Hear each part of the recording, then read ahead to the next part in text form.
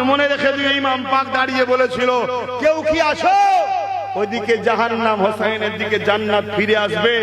আর সেই হোসাইনের গোলামও বলছি, ওয়াকাবের দুশমন তাদের দিকটা হলো জাহান্নাম, আর ওয়াকাবকে যারা বাঁচাতে চাইছে তাদের দিকটা হলো জান্নাত। জোরে বলুন সুবহানাল্লাহ। আজ আমিও বলছি, কেউ কি আছো ফিরে আসতে পারবে?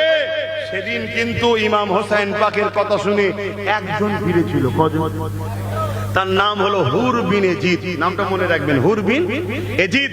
হোসাইন পাকের কাছে এসে হাতে হাত ধরে কদমে লুটিয়ে পড়লো, হুজুর আপনি কি আমায় মাফ করে দেবেন? আমি তো আপনাকে প্রথম কারবালায় আটকালাম 1000 সৈন্য দিয়ে, আজ 25,000 সৈন্য আপনাকে ঘিরে ফেলেছে, আপনার জানের পিপাসিত হয়েছে, তারা আপনাকে শহীদ করতে চায়, হুজুর আপনি আমাকে কি মাফ করে দেবেন? ইমাম পাক মাফ করে দিলেন। তাহলে আজকে কেউ যদি সেই হোসাইন হুজুরের গোলামের কাছে এসে বলে, একটা সময় আপনাকে গাল দিয়েছি, আপনার